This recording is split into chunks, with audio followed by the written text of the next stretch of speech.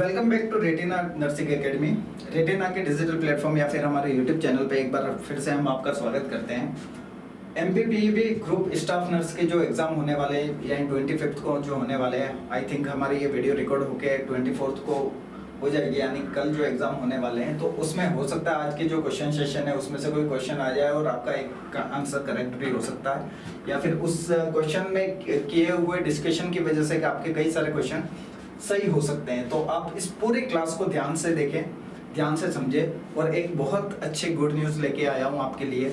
लेकिन वो good news कब मैं बताऊंगा, जब ये आपकी क्लास पूरी हो जाएगी। तब बीच में मैं आपको रिमाइंड कराता रहूँगा कि आप क्लास कोई भी मिस ना करें, या फिर कंप्लीट क्लास देखेंगे तभी आपको वो गुड न्यूज़ बताने वाला हूँ, ठीक है। वो गुड न्यूज़ सारे कंपिटिटर्स कंपटीशन एग्ज़ाम देने वाले बच्चों के लिए है, और स्पेशली जो ड्यूटीज़ ज़्यादा जाते हैं या फिर ड्यूटीज़ की वजह से अपने क्लासेस नहीं अटेंड कर पाते हैं, उनके लिए बहुत ही इम्पोर्टेंट न्यूज़ आने वाली है। तो वीडियो को पूरा एंड तक ज़रूर देखें। बीच में भी हो सकता है कहीं बीच वाले पोर्शन में भी हम उस न्यूज़ को बता सकते हैं, ठीक है। स्टार्ट करते हैं फर्स्ट क्वेश्चन के साथ। फर्स्ट क्वेश्चन ध्यान से पढ़िएगा, अपना अपना कॉमन सेंस यूज़ करके आंसर देना है, ठीक है। तो सबसे पहले क्वेश्चन को पढ़ते हैं। The lack of oxygen supply to myocardium of heart leads to, यानी ये क्वेश्चन क्या कहना चाह रहा है कि मायोकार्डियम के जो मायोकार्डियम जो लेयर है हार्ट की, उस लेयर में जब ऑक्सीजन की सप्लाई नहीं हो या फिर ऑक्सीजन की सप्लाई की लेकिंग हो या फिर नहीं हो, तो उस केस में ये चार ऑप्शन दिए हुए हैं, उसमें से कौन क्या लीड कर सकता है, यानी कौन से ऑप्शन की तरफ हम जा सकते हैं, ठीक है। तो ऑप्शन को ध्यान से पढ़ के अपना आंसर अपना कमेंट कर सकते हैं आप, ठीक है। सबसे पहले बता देते हैं फिब्रिलेशन, ठीक है।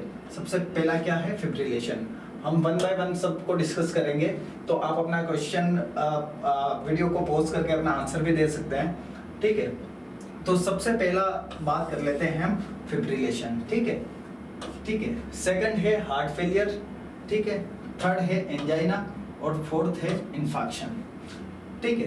तो जिन बच्चों ने आंसर दे दिया है वेल एंड गुड, नहीं दिया है तो आप इस पूरे कंसेप्ट को समझ जाएंगे, उसके बाद आपका आंसर बिल्कुल सही से आ जाएगा, ठीक है। सबसे पहले बात करते हैं फिब्रिलेशन। फिब्रिलेशन क्या चीज है, ठीक है। तो फिब्रिलेशन क्या है, इस एक तरह का डिसअरेथमिया है। क्या है, डिसअरेथमिया, डिसअरेथमिया, ठीक है। जिसके अंदर क्या है, कंडक्टिंग सिस्टम ऑफ हार्ट से रिलेटेड हमारी बीमारी होती है, जिसमें जो इम्पल्सेस हार्ट के कंडक्शन सिस्टम या फिर हार्ट के जो सर्किट में इम्पल्सेस होते हैं, उनके साथ अगर कुछ गड़बड़ी होती है तो उसमें एक फिब्रिलेशन होता है, ठीक है। वो कंडीशन पैदा होती है। क्योंकि यहाँ पे क्या कहा गया, लैक ऑफ ऑक्सीजन। क्या कहा गया, लैक ऑफ ऑक्सीजन। अगर ऑक्सीजन के लैक की वजह से जरूरी नहीं है कि वो इम्पल्सेस इंटरफेयर हो या फिर इम्पल्सेस को वो अफेक्ट डाले, तो फिब्रिलेशन तो सबसे पहला ये इसका कोज है ही नहीं। क्योंकि फिब्रिलेशन का कोज क्या है कि इम्पल्स किसी कारणवश अगर नहीं पहुंच पा रहे, कोई भी कारण हो सकता है, तो फर्स्ट फिब्रिलेशन तो बिल्कुल इसका आंसर नहीं है, ठीक है।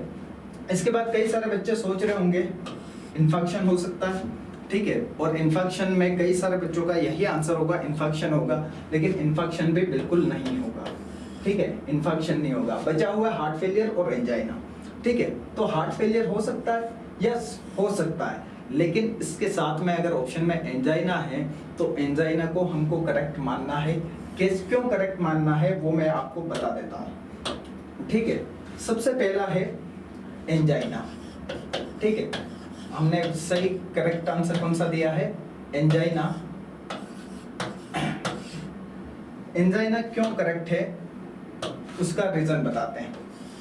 एंजाइना का मतलब होता है पेन। एंजाइना का मतलब क्या होता है, pain due to lack of blood supply, ठीक है। एंजाइना एक ऐसी कंडीशन है जहां पे ब्लड सप्लाई के लेकिंग की वजह से क्या होता है, पेन होता है, इसलिए इसको क्या बोलते हैं, एंजाइना, ठीक है। और इसका पूरा नाम जब हम डिसीज का लिखते हैं तो एंजाइना पेक्टोरिस कहा जाता है। इस डिसीज को क्या कहा जाता है, एंजाइना पेक्टोरिस, ठीक है। और एंजाइना पेक्टोरिस जो होती है वो क्या होता है कि सीवियर पेन होता है जब हमारे हार्ट के मायोकार्डियम तक ब्लड नहीं पहुंच पाता है, तो चेस्ट के यहाँ पे यानी लेफ्ट साइड ऑफ चेस्ट आपको सीवियर पेन होता है, क्योंकि हमारे चेस्ट की आगे वाली जो मसल है वो पेक्टोरिस मसल है, ठीक है। ये पेक्टोरिस मसल होने की वजह से ये जो साइड है, इस साइड की वजह से इसको क्या बोलते हैं, एंजाइना पेक्टोरिस। क्या बोलते हैं, एंजाइना पेक्टोरिस। और एंजाइना क्यों बोला है, जब भी एंजाइना या फिर एनजी जहां पे भी शब्द आता है तो उसका मतलब होता है it is related to blood supply, it is related to blood supply. अब जब ऑक्सीजन की सप्लाई किसी भी कारणवश नहीं पहुंच पा रही है तो वो क्या लीड करेगा कि ब्लड वेसल्स में कोई ब्लॉक आने की वजह से या फिर ये किसी भी कारणवश अपना ब्लड सप्लाई नहीं पहुंचा रहा है, तो उस कंडीशन में जो पेन जनरेट होगा उसको क्या बोलेंगे, एंजाइना। और ये कहाँ पे होता है, पेक्टोरिस मसल के साइड पे होता है, इसलिए डिसीज को क्या बोलते हैं, एंजाइना पेक्टोरिस। ठीक है, ये करेक्ट आंसर हो गया। अब कुछ बच्चे बोल रहे होंगे कि सर सेम चीज हमने इन्फेक्शन में भी पढ़ी है, ठीक है, कि इन्फेक्शन में भी क्या होता है कि ब्लड की सप्लाई इंटरप्ट होती है, ऑब्वियसली होती है। लेकिन इन्फेक्शन टर्म का मतलब जो आता है, वो इन्फेक्शन टर्म का मतलब क्या होता है, डेथ ऑफ मायोकार्डियम। अगर इन्फेक्शन कहीं पे भी लिखा होगा death of myocardium, myocardium due to lack of blood supply, due to lack of blood supply, तो उस वजह से इन्फेक्शन होता है। ठीक है, तो इन्फेक्शन ऐसी डिक्लेयर्ड कंडीशन है जहां पे ब्लड सप्लाई नहीं पहुंचने की वजह से क्या हो गया, वो पर्टिकुलर मायोकार्डियम का हिस्सा है वो क्या हो गया, उस टिश्यू की डेथ हो गई है, तो उस कंडीशन को क्या बोलते हैं, इन्फेक्शन। क्लियर? तो आपको एंजाइना और इन्फेक्शन के अंदर डिफरेंस समझ में आ गया होगा, क्योंकि ये डिसीज सिमिलर होती है, सब में क्या होता है। अब इन्फेक्शन और एंजाइना अगर प्रेजेंट है, ठीक है, उसकी वजह से क्या होता है, हार्ट फेलियर होता है। तो अगर हम प्रायोरिटी वाइज देखें तो एंजाइना हो जाएगा, ठीक है। अगर एंजाइना ऑप्शन में नहीं होता तो आप इन्फेक्शन लिख सकते थे, अगर इन्फेक्शन भी ऑप्शन में नहीं होता और हार्ट फेलियर होता तो आप किसको लिखते, हार्ट फेलियर को। ठीक है, तो यहाँ पे प्रायोरिटी क्या सेट है आपके दिमाग में, ये कंसेप्चुअल क्वेश्चन है। ठीक है, इस क्वेश्चन को विद कंसेप्ट अगर किसी ने पढ़ा है पूरे डिसीज कंडीशन को, तब जाके क्या होता है, तब जाके आप इस क्वेश्चन को सोल्व कर पाते हैं। नहीं तो ऐसे क्वेश्चन क्या करते हैं, इंसान को ज्यादा कंफ्यूज करते हैं। और कई बच्चे अपने मायोकार्डियल इन्फेक्शन या एमआई की डेफिनेशन में लिखते हैं कि death of tissue, death of myocardium due to lack of oxygen या फिर लैक ऑफ ब्लड सप्लाई। तो लैक ऑफ ब्लड सप्लाई जब यहाँ पे आप देख लेते हो, तब जाके आपका सीधा जो आंसर जाता है वो क्या, इन्फेक्शन पे जाता है। लेकिन जब एंजाइना साथ में है तो एंजाइना इटसेल्फ सेज, एंजाई या फिर एंजियोग्राफी में भी एनजी आता है, एएनजी, ठीक है, एंजियोप्लास्टी में भी एनजी आता है।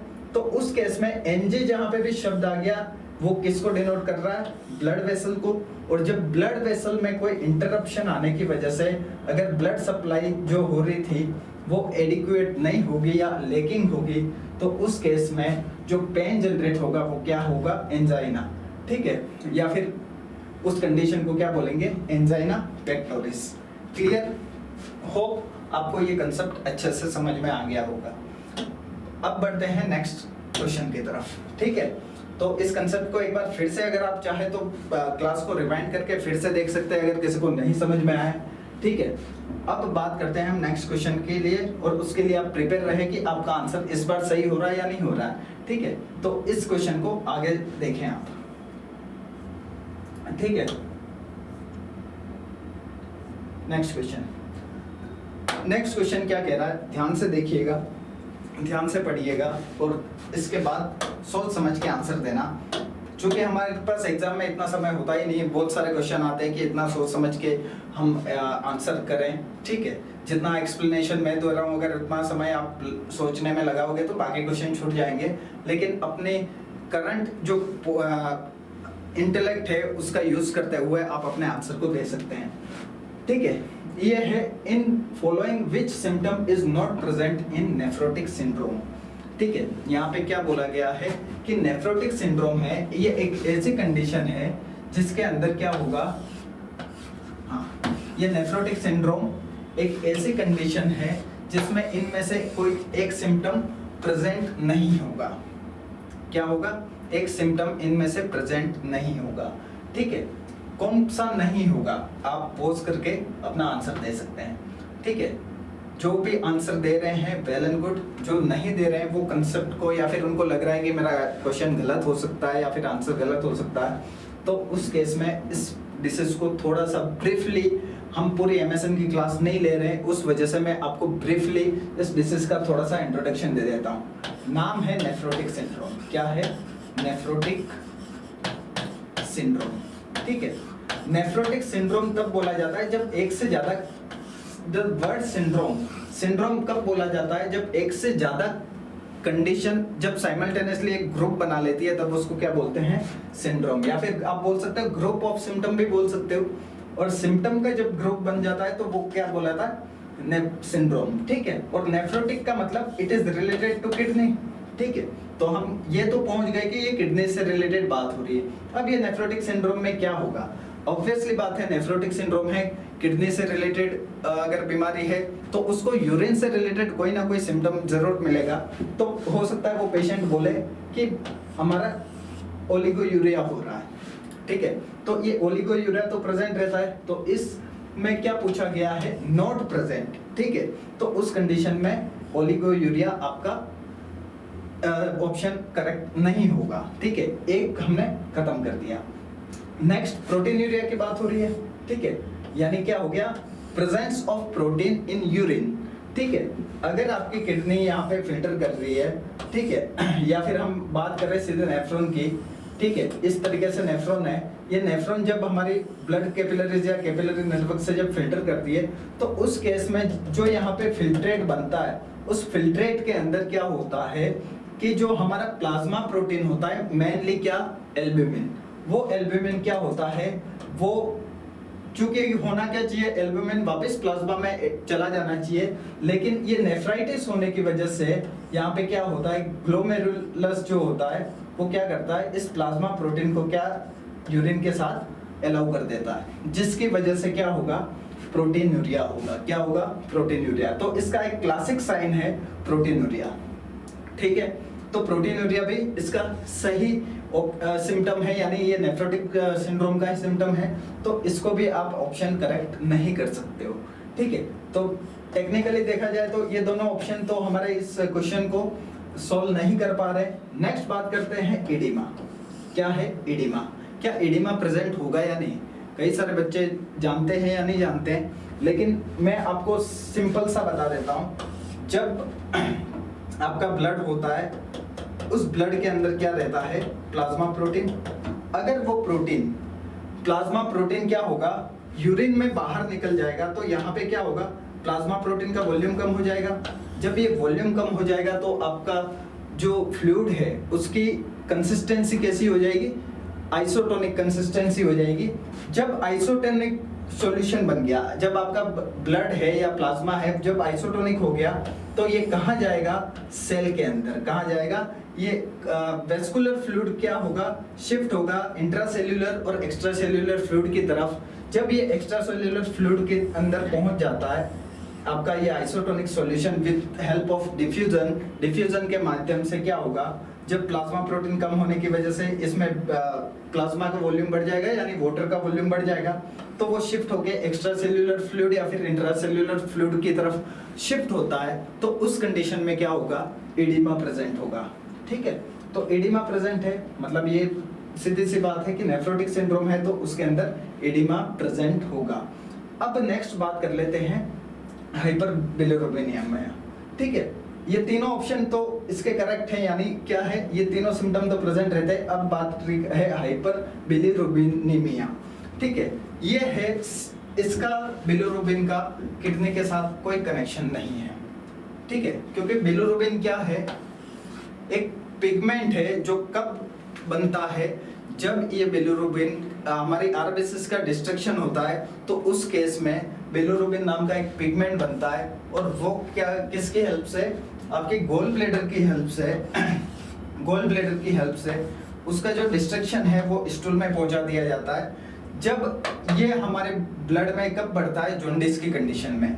ठीक है, तो जॉन्डिस की कंडीशन में ये क्या होता है? हाइपरबिलिरुबिनिमिया होता है। तो इसकी पैथोफिजियोलॉजी बिल्कुल भी हमारे नेफ्रोटिक सिंड्रोम की पैथोफिजियोलॉजी में कहीं पे भी कनेक्ट नहीं होगी, तो यहाँ पे हाइपर बिलिरुबिनेमिया इसका सही आंसर है। लेकिन in terms of nephrotic syndrome, अगर नेफ्रोटिक सिंड्रोम की बात करें तो एडिमा प्रेजेंट होगा, प्रोटीनूरिया रहेगा और ओलिगोयूरिया हो सकता है।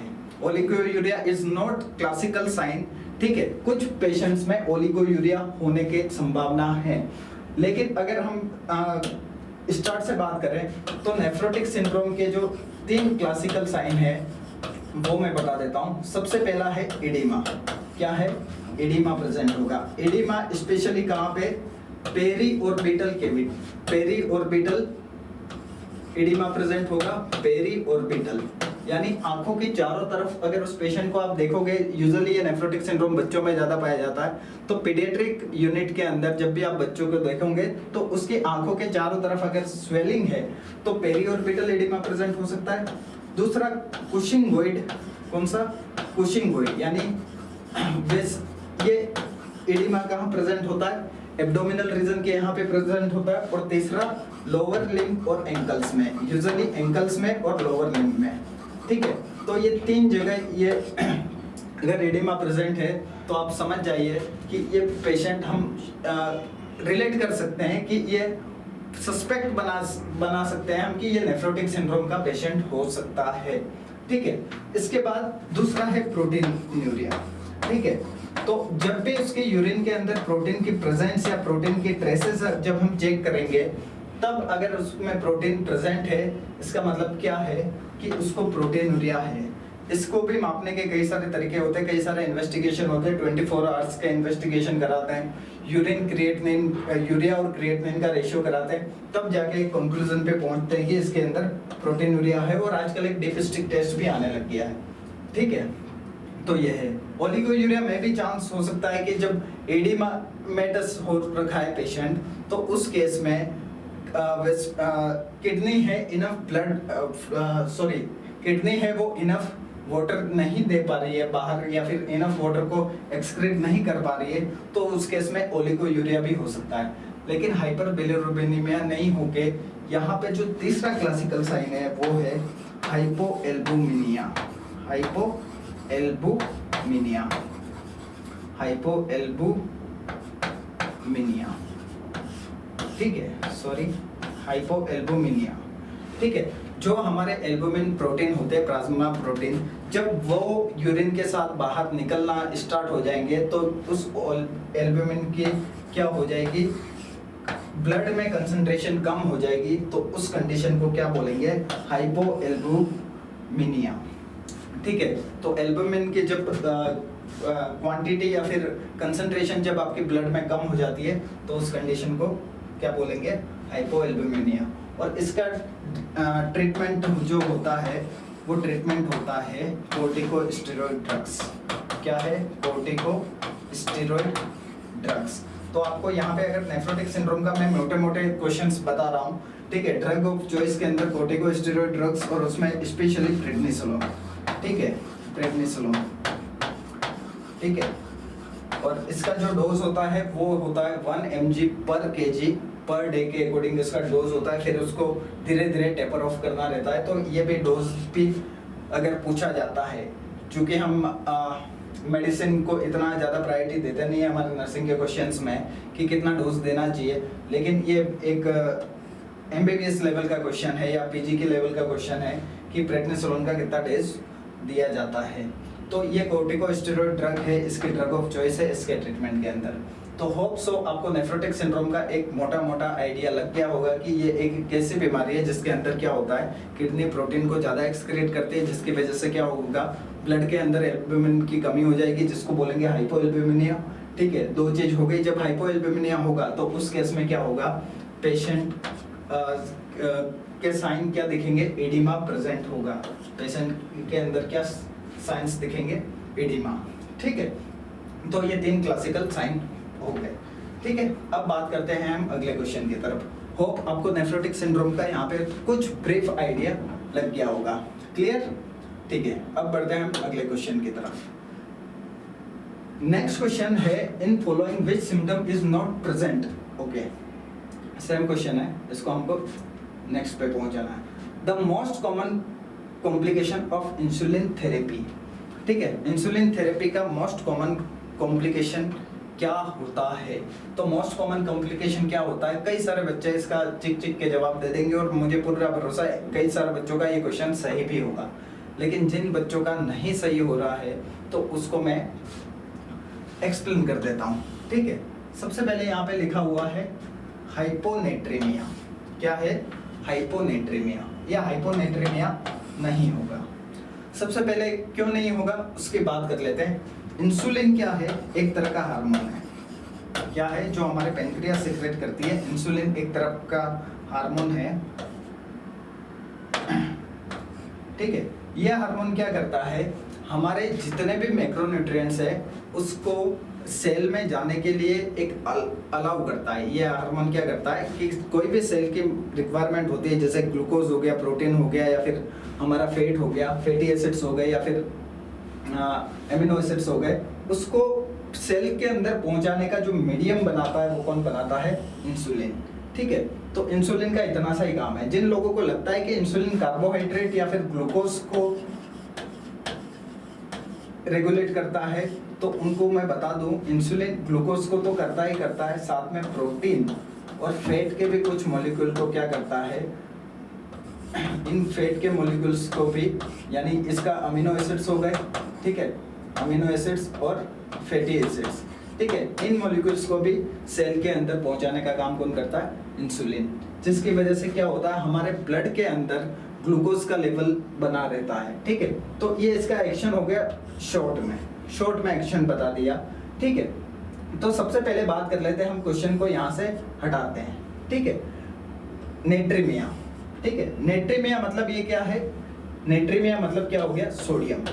जहाँ पे भी नेट्रीमिया आ गया मतलब क्या हो गया? सोडियम। सोडियम का अगर आप पीरियोडिक टेबल में देखोगे तो नेट्रिम नाम से लैटिन वर्ड होता है, उसकी वजह से इसका नाम क्या बना है? नेट्रीमिया। तो नेट्रीमिया जहाँ पे भी आ गया इसका क्या है? सोडियम, ठीक है। तो सोडियम क्या है? एक तरह का इलेक्ट्रोलाइट है, ठीक है। ये क्या है? इलेक्ट्रोलाइट। और इलेक्ट्रोलाइट को कोई भी हार्मोन क्या करता है? डाइजेस्ट कराने की जरूरत नहीं पड़ती है। कोई भी इलेक्ट्रोलाइट को डाइजेस्ट करना नहीं पड़ता है। वो इलेक्ट्रोलाइट अपने आप में एक इंडिपेंडेंट आयन है जो हमारे ब्लड में जाके अलग अलग एक्शन में पार्टिसिपेट करता है, ठीक है। तो हाइपोनेट्रिया तो यहाँ पे बिल्कुल भी नहीं होगा, ठीक है। अब चूंकि मैंने इलेक्ट्रोलाइट की बात की, इलेक्ट्रोलाइट पे इंसुलिन का कोई भी प्रभाव नहीं है, तो हाइपरकैल्सीमिया, इस पे भी कोई प्रभाव नहीं होगा। हाइपरकैल्शियम में किसका प्रभाव होता है? पीटीएच का, ठीक है। पीटीएच और विटामिन D3 जो या फिर विटामिन डी होते हैं वो कैल्शियम को रेगुलेट करते हैं, पैराथायराइड हार्मोन और विटामिन डी, ठीक है। उसको हम कभी एंडोक्राइन की क्लास आएगी तो वहाँ पे हम डिस्कस कर लेंगे। चूंकि मैं आपको बता रहा था कि हमारी ये बहुत शॉर्ट एंड स्वीट लेक्चर है, तो उसके अंदर हम ज़्यादा कुछ कवर नहीं कर पाएंगे, लेकिन यहाँ पे जो कंसेप्ट है वो आपको इतना जरूर बता देगा कि इस टाइप का अगर कोई क्वेश्चन बना है तो उसमें से किस ऑप्शन को हम एलिमिनेट करके किस ऑप्शन की तरफ हम जा सकते हैं, ठीक है। क्यों? क्योंकि आपका टाइम कंजप्शन कम होगा। जब टाइम कंजप्शन कम होगा तो आप ज़्यादा क्वेश्चन अटेम्प्ट कर पाएंगे, ठीक है। यहाँ पे क्या है? हाइपरग्लाइसीमिया। क्या ये हाइपरग्लाइसीमिया करेगा? जो लोग हाइपरग्लाइसीमिया बोलते हैं वो बिल्कुल भी सही नहीं बोल रहे हैं। कारण क्या है? अगर इंसुलिन हमारे ब्लड के अंदर प्रेजेंट है तो क्या करेगा? ब्लड के अंदर प्रेजेंट ग्लूकोज के मॉलिक्यूल को क्या करेगा? वो यहाँ से लेकर सेल तक पहुँचा देगा। तो हाइपरग्लाइसीमिया होने के बिल्कुल भी चांस नहीं है। तो यहाँ पे हाइपरग्लाइसीमिया पे नहीं आता है, ठीक है। इसके बाद नेक्स्ट क्या है? हाइपोग्लाइसीमिया, ठीक है। हाइपोग्लाइसीमिया हो सकता है और यही इसका करेक्ट आंसर है। कई बच्चों ने आंसर दे दिया और वो अपने आप में खुश भी हो रहे होंगे और उनके लिए बधाई, क्योंकि ये आंसर कई सारे बच्चे सही कर लेते हैं, ठीक है। क्योंकि ये रिपीटेड क्वेश्चन है, कई बच्चे जब प्रैक्टिस करते हैं तो उनके लिए हेल्पफुल है।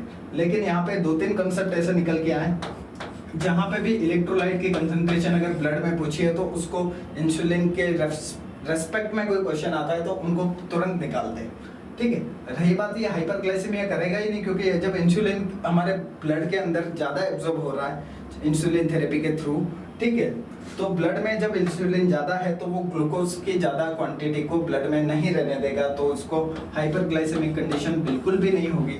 और तीसरी क्या है, हाइपोग्लाइसीमिया। और हाइपोग्लाइसीमिया इसका मोस्ट कॉमन कॉम्प्लिकेटेड होता है। अगर बात की जाए हाइपरग्लाइसीमिया को ट्रीट करना हो तो इंसुलिन थेरेपी यूजफुल है। ध्यान से देखना मैं क्या बात बोल रहा हूँ। अगर हाइपरग्लाइसीमिया यानी डायबिटीज है तो उसके डायबिटीज का क्लासिकल साइन क्या है, हाइपरग्लाइसीमिया।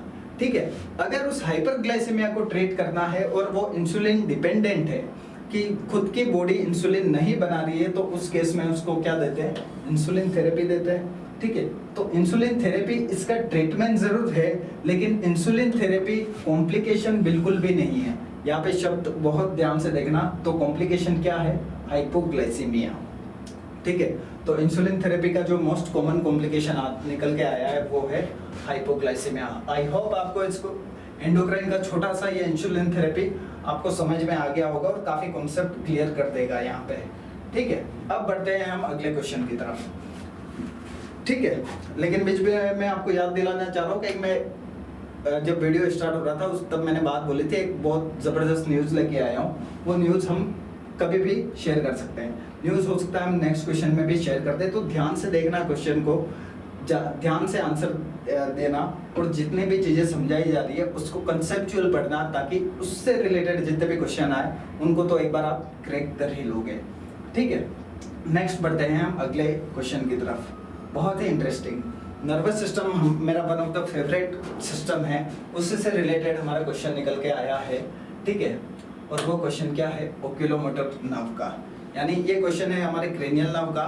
ठीक है, यहाँ क्या पूछ रहा है, ओक्यूलोमोटर नर्व डज, ओक्यूलोमोटर इनमें से क्या चीज करता है। बहुत ही इंटरेस्टिंग क्वेश्चन है। ठीक है, राइजिंग ऑफ पिupil अपर लाइड्स। ठीक है, अपर लिड्स को राइज करने का काम करता है।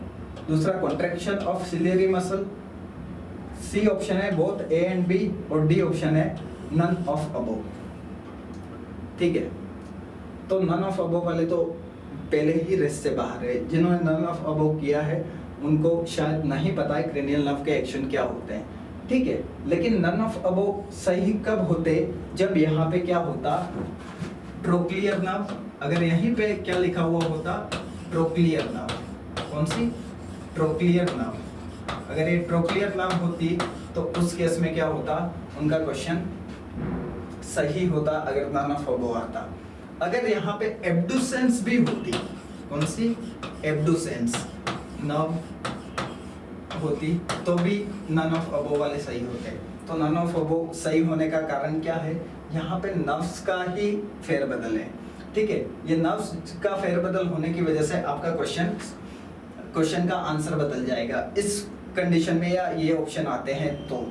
ठीक है, अब बात करते हैं ओक्यूलोमोटर नर्व 10। ठीक है, ओक्यूलोमोटर नर्व है वो क्रेनियल नर्व कौन सी है, क्रेनियल नर्व 3rd। ठीक है, क्रेनियल नर्व 3rd का क्या नाम है, ओक्यूलोमोटर नर्व। और नाम से पता पड़ रहा है मोटर। मोटर मतलब क्या है, ये मूवमेंट कराती होगी, ऑब्वियसली बात है। ओक्यूलो, जहां पे भी शब्द आ गया ओक्यूलो मतलब इट इज रिलेटेड टू आई।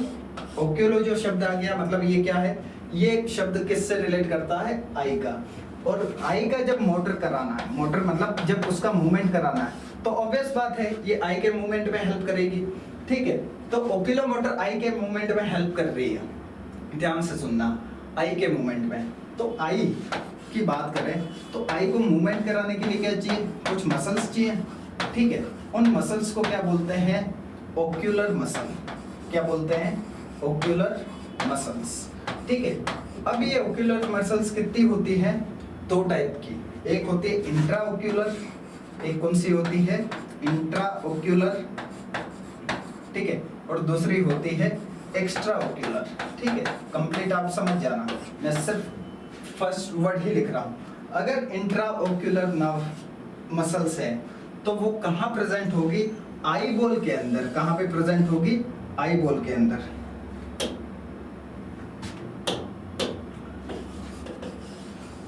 फिर से ड्रॉ कर लेते हैं। सपोज ये हमारे पास आई बॉल है। ठीक है, ये कॉर्निया है, बहुत गंदा सा पिक्चर बना है, आप माफ कर दीजिएगा, या फिर अपने खुद का पिक्चर बना दे, बहुत शॉर्ट में हमको क्लास खत्म करनी है। ये कॉर्निया है, ये कंप्लीट कॉर्निया और स्क्लेरा कंप्लीट जब एक स्फेरिकल बॉल बनाता है तो उसको क्या बोलेंगे, आई बॉल। ठीक है, तो आई बॉल के यहाँ पे अंदर सिलियरी बॉडी होती है और सिलियरी मसल होती है, वो क्या करती है, लेंस को होल्ड करके रखती है।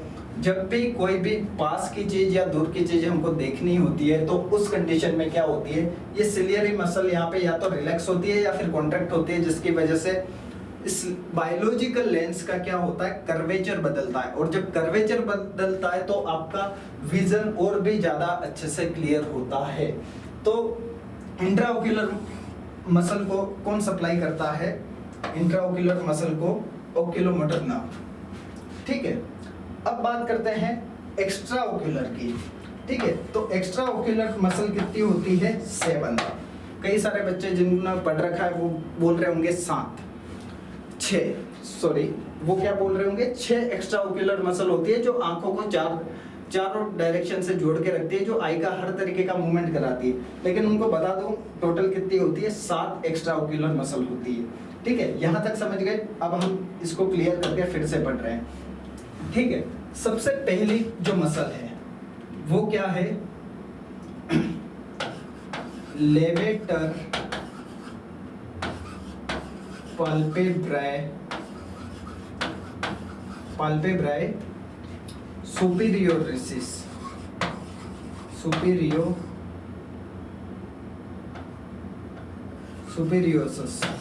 ठीक है, लेवेटर पाल्पेब्राई सुपीरियोरस जो मसल होती है वो कौन सी होती है, हमारी जो आंख है, मतलब ये होगी आंख, ये आईब्रो।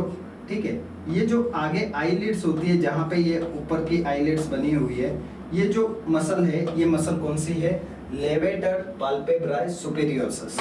ठीक है, लेवेटर का मतलब क्या होता है, अपलिफ्ट करना। इसका मतलब क्या होता है, अपलिफ्ट करना या फिर ऊपर की तरफ खींचना। ठीक है, लेवेटर का क्या मतलब होता है, किसी भी जितने भी हमारे लेवेटर मसल्स है वो क्या करेगी, ऊपर की तरफ खींचने का काम करेगी, इसलिए इसको लेवेटर पाल्पेब्राई सबसे स्मॉलेस्ट या सबसे थिनेस्ट मसल होती है हमारे बॉडी के अंदर, और ये सुपीरियर रेसिस यानी अपर आईलिड की तरफ होती है। तो इसको भी कौन सप्लाई करता है, ओक्यूलोमोटर नर्व। कौन सप्लाई करता है, ओक्यूलोमोटर नर्व। जब ये आईलिड ऊपर होगी, जब हम आंख खोलते हैं आईलिड ऊपर होती है, तो उस केस में ये हमारा सही आ रहा है। तो क्या है, राइजिंग ऑफ अपर आईलिड्स। ठीक है, तो राइजिंग ऑफ अपर आईलिड्स होता है, तो ये ऑप्शन करेक्ट है। ठीक है, नन ऑफ अबव वाले तो बिल्कुल निकल गए थे। अब बात करते हैं बोथ ए एंड बी। ठीक है, बोथ ए एंड बी का हम कैसे कंसेप्ट क्लियर करें, जब आपको पता लग गया कि हमारे इंट्राओक्यूलर जो मसल है वो इंट्राओक्यूलर मसल किसके द्वारा आती है, सिलियरी मसल के द्वारा सप्लाइड होती है, या सिलियरी मसल को ही इंट्राओक्यूलर मसल बोलते हैं, जो हमारे लेंस के कर्वेचर को बदल के फोकस बनाती है। तो ये भी क्या है, करेक्ट आंसर है। तो बोथ ए एंड बी इसका सही आंसर निकल के आएगा। क्या आंसर सही निकल के आएगा, ए एंड बी।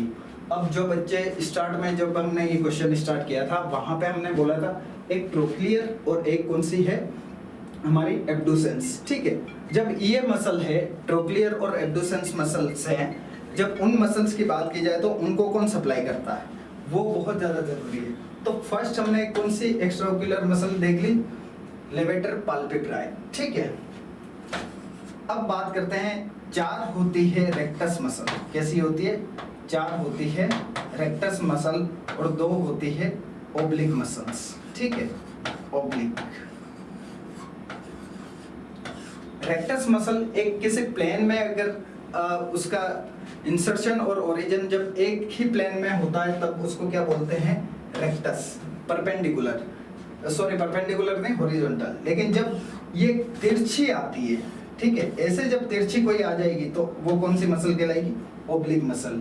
ठीक है, तो रेक्टस मसल होती है 4, सुपीरियर रेक्टस, इंफीरियर रेक्टस, बहुत शॉर्ट में बता रहा हूँ लेकिन होप सो आपका कंसेप्ट क्लियर हो जाए, मीडियल रेक्टस, ठीक है, और लेटरल रेक्टस। ठीक है, ये तीनों जो मसल्स है वो किसके द्वारा सप्लाई होती है, ओक्यूलोमोटर नर्व या फिर क्रेनियल नर्व 3 के द्वारा।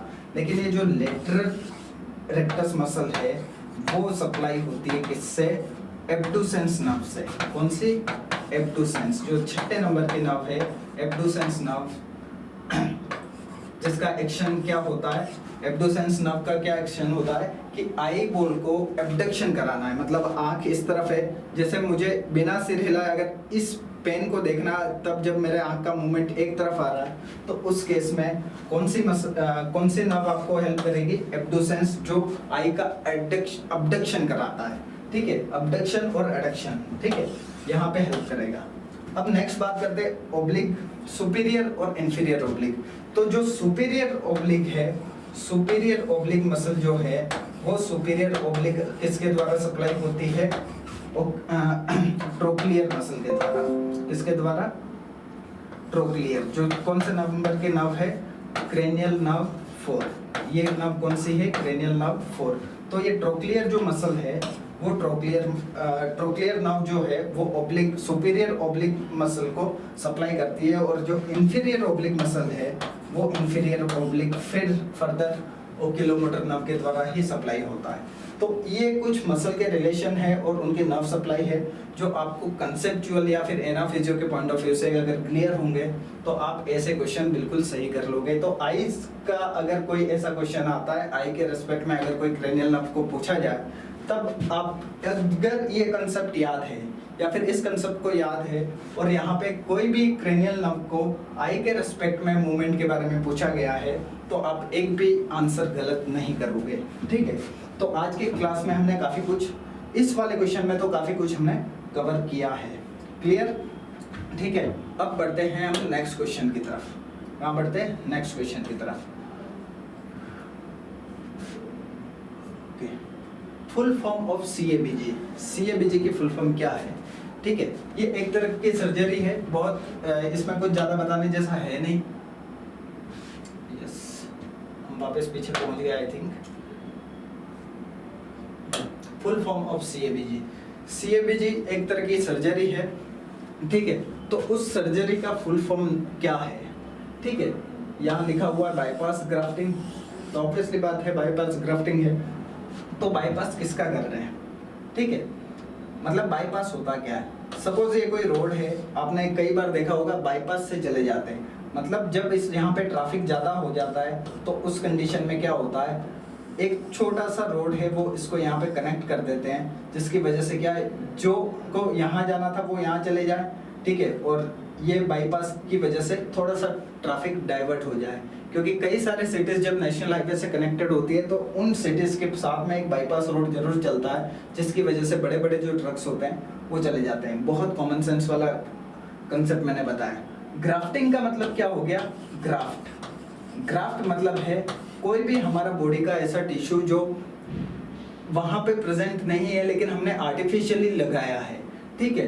तो जो हम बाद में जाके अगर उसकी ओरिजिनल स्ट्रक्चर के वहां पे अगर हम कोई डुप्लीकेट या फिर कोई सिंथेटिक या ऐसी कोई भी ऑर्गन लगाते हैं तो उसको क्या बोलते हैं हम, ग्राफ्टिंग, जो नेचुरल नहीं है लेकिन उसका बाईपास बनाने के लिए। तो जब ये बात कर रहे हैं हम एक आर्टरी की, जिस आर्टरी में क्या होगा, कोई ब्लॉकेज आ गया, तो ब्लॉकेज आने की वजह से हम ब्लॉकेज को तो नहीं खोल पा रहे हैं, तो उस कंडीशन में क्या कर रहे हैं, यहाँ पे एक बाईपास ले रहे हैं, यानी किसी और ब्लड वेसल का, किसी और ब्लड वेसल है उसको यहाँ से लाइगेट करके या काट के जब उठा के हम इसका बाईपास बना रहे हैं, जिसकी वजह से ब्लड फ्लो इसे चला जाए, तो उसको बोलते हैं बाईपास ग्राफ्टिंग, ठीक है।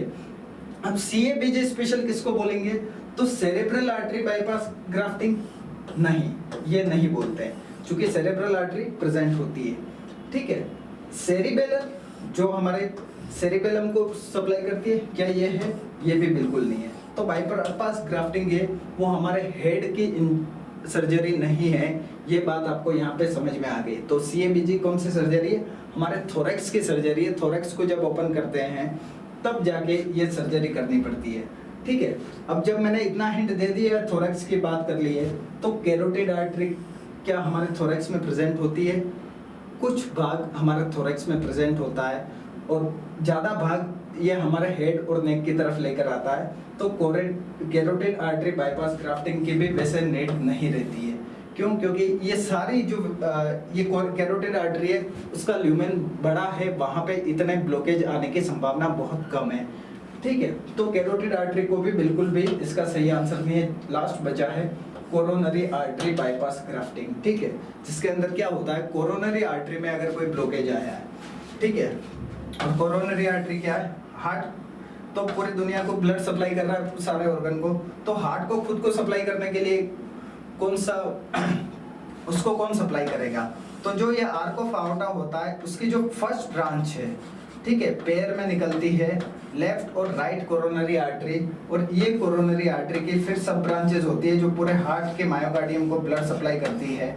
ठीक है, तो इस आर्टरी को क्या बोलते हैं, कोरोनरी आर्टरी, ठीक है, और जब कोरोनरी आर्टरी में कोई ब्लॉकेज आ गया तो उस कंडीशन से आगे ब्लड फ्लो नहीं हो पाएगा, तो उस केस में क्या होता है, यहाँ पे बाईपास करके एक छोटी सी आर्टरी या ब्लड वेसल को लगाया जाता है, जिसकी वजह से ब्लड फ्लो वापस से पेटेंट हो सके या फिर वहाँ पे ब्लड फ्लो फिर से पहुँचाया जा सके। और कोरोनरी आर्टरी बाईपास ग्राफ्टिंग में मोस्ट कॉमन जो साइट है, यहाँ पे लिखना है मोस्ट कॉमन ब्लड वेसल या मोस्ट कॉमन ब्लड वेसल लिख सकते हो, वो कौन सी ली जाती है, वो है सिफेनियस वेन। कौन सी, सिफेनियस वेन, जो हमारे पैरों में होती है सिफेनियस वेन, उसका ग्राफ्ट काट के कहाँ पे बाईपास किया जाता है, कोरोना आर्टरी के ब्लॉकेज के साइट पर। जब ये ग्राफ्ट कर दिया जाएगा तो उसका ब्लड फ्लो फिर से स्टार्ट हो जाएगा, ठीक है। तो सिफेनियस वेन हमारी मोस्ट कॉमन वेन है जो यूज में आती है CABG के अंदर, ठीक है। और अगर सिफेनियस वेन नहीं लेते तो उस केस में रेडियल आर्टरी को भी यूज में लिया जाता है। कई लोगों को नहीं पता होगा, तो रेडियल आर्टरी को भी ग्राफ्ट करके बाईपास करने में हेल्प ली जाती है।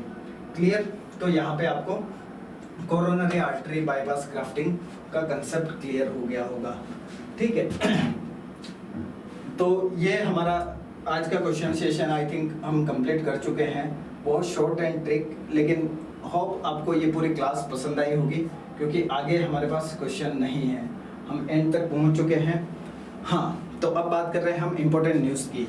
इम्पोर्टेंट न्यूज़ क्या है कि जितने भी हमारे ऐसे बच्चे हैं जो डेज की ड्यूटी करते हैं या जनरल ड्यूटी करते हैं, जिनमें सुबह 8 से लेकर 2 बजे 3 बजे तक जो ड्यूटीज़ करते हैं, OPDs में होते हैं, ऐसे स्टाफ की अगर तैयारी करनी है, क्योंकि हमारी रेटिना नर्सिंग एकेडमी सुबह 9 से 2 या 3 बजे का बैच ही चलाता है, तो उस केस में क्या है, ये बच्चे वंचित रह जाते हैं कि उनको ट्रेनिंग पूरी नहीं मिल पाती या कोचिंग पूरी नहीं मिल पाती। तो उस केस में हम 12 दिसंबर मार्क क्या करना है, 12 दिसंबर, और सिर्फ मार्क नहीं करना है, ये इन्फॉर्मेशन अपने उन दोस्तों तक जरूर पहुंचाना है जिनकी जनरल ड्यूटी है और वो कोचिंग करना चाह रहे हैं, ऑफलाइन कोचिंग करना चाह रहे हैं। तो उनको 12 दिसंबर से इवनिंग बैच मिलने वाला है। क्या है इवनिंग बैच? जो शाम को 4 बजे से 8 बजे तक चलेगा, शाम को 4 to 8 PM ये बैच चलेगा, जिसमें यहाँ की भोपाल की बेस्ट फैकल्टीज आपको पढ़ाने वाली है, ठीक है। जब आप बेस्ट फैकल्टी से पढ़ेंगे तो आपका सिलेक्शन कोई नहीं हो सकता, और जिन लोगों को 9 से 3 की जॉब में जो उलझे हुए थे, उनके लिए तो गोल्डन अपॉर्चुनिटी है। तो जितने भी आपके फ्रेंड्स हैं वो इस वीडियो को ज़रूर शेयर करें, क्योंकि जब आप ये वीडियो को शेयर करेंगे तब उनको पता लगेगा कि ये नया बैच आने वाला है, या फिर आप उनको कॉल करके भी बताओ कि इस बैच को जितना भी हो सके जल्दी से जल्दी ज्वाइन करें। 12 दिसंबर से हम जो नया बैच स्टार्ट कर रहे हैं, जो फुल कोर्स स्टार्ट कर रहे हैं, जिसके अंदर नॉर्सेट की भी तैयारी हो जाएगी, NHM की भी तैयारी हो जाएगी, सारे कम्पिटिटिव एग्जाम की 6 से 8 महीने के अंदर आपकी कोचिंग कंप्लीट हो जाएगी, ठीक है। तो 12 दिसंबर वाली न्यूज़ को आप स्किप बिल्कुल ना करें। आई होप आपको हमारी क्लास एज वेल एज ये ऑफर भी समझ में आ गया, और पहली बार Retina nursing academy evening batch लेके आ रहा है जो धमाकेदार होने वाला है, ठीक है। Wish you all the best. कल आपका एग्जाम है तो उस एग्जाम की तैयारी आप बेस्ट करें, और आई होप कि जो भी बच्चे देख रहे हैं उनमें से सारे बच्चों का सिलेक्शन हो जाए, मैं यही उम्मीद रखता हूँ, ठीक है। और ज़्यादा से ज़्यादा बच्चों को ये वीडियो शेयर करें। Thank you so much.